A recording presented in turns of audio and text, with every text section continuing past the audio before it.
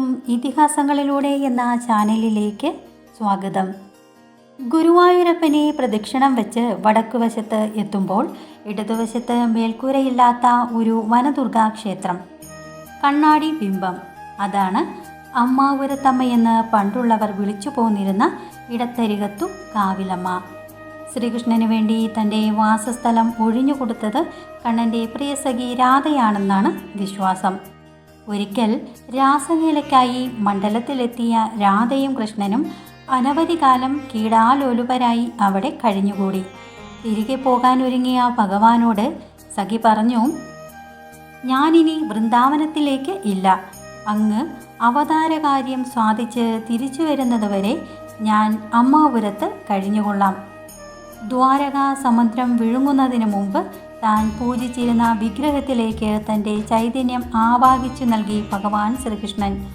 ആ വിഗ്രഹം ദേവഗുരുവും വായുവും കൂടി എവിടെ പ്രതിഷ്ഠിക്കണമെന്ന് ആലോചിച്ച് പറ്റിയ സ്ഥലം അന്വേഷിച്ച് നടക്കവേ പരശുരാമ ക്ഷേത്രത്തിലെത്തി. പടിഞ്ഞാറൻ സമുദ്രത്തിനടുത്തുള്ള തെങ്ങോലകൾ നിവർത്തി നിൽക്കുന്ന അമ്മാപുരം.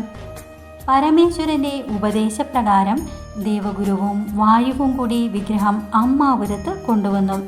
അവിടെ താമരപ്പൂക്കൾ വിടർന്നു നിൽക്കുന്ന ഒരു സരസ്, അതിലെ നീലജലത്തിൽ കുളിച്ചു കയറുന്ന ഒരു അപ്സര സുന്ദരി. ആ സുന്ദരി രാധാദേവിയാണെന്ന് തിരിച്ചറിഞ്ഞ് ഗുരുവും വായുവും അവരോട്, അതായത് ദേവിയോടായി പറഞ്ഞു. ഞാൻ കാത്തിരിക്കുകയായിരുന്നു. ദേവി അവരോട് പറഞ്ഞു. ഗുരുവും വായുവും കൂടി കൃഷ്ണനെ പ്രതിഷ്ഠിച്ച അമ്മാപുരം ഗുരുവായൂരും അവരുടെ പൂജയേറ്റ ഭഗവാൻ ഗുരുവായൂരപ്പനുമായി. അവിടെ കുടികൊണ്ടിരുന്ന അമ്മാപുരത്തമ്മയായിരുന്ന രാധാദേവി തൻ്റെ സ്ഥാനം കണ്ണന് ഒഴിഞ്ഞുകൊടുത്ത് അല്പം വടക്കുമാറി വാസമുറപ്പിച്ച് ഇടത്തരികത്തു കാവിലമ്മയായി. ഈ കഥ ഏവർക്കും ഇഷ്ടപ്പെട്ടു എന്ന് ഞാൻ കരുതുന്നു. ഈ വീഡിയോ ഇഷ്ടമായെങ്കിൽ ലൈക്ക് ചെയ്യുവാനും ഷെയർ ചെയ്യുവാനും സബ്സ്ക്രൈബ് ചെയ്യുവാനും ശ്രമിക്കണേ. അതോടൊപ്പം ഞാനിടുന്ന ഓരോ വീഡിയോയും നിങ്ങൾക്ക് ലഭിക്കുന്നതിനായി ബെല്ലൈക്കൺ കൂടി ഒന്ന് സ്പർശിക്കുക. ഇതിഹാസങ്ങളിലെ മറ്റൊരു പൊരുളുമായി അടുത്ത വീഡിയോയിൽ വരും വരെ നന്ദി, നമസ്കാരം.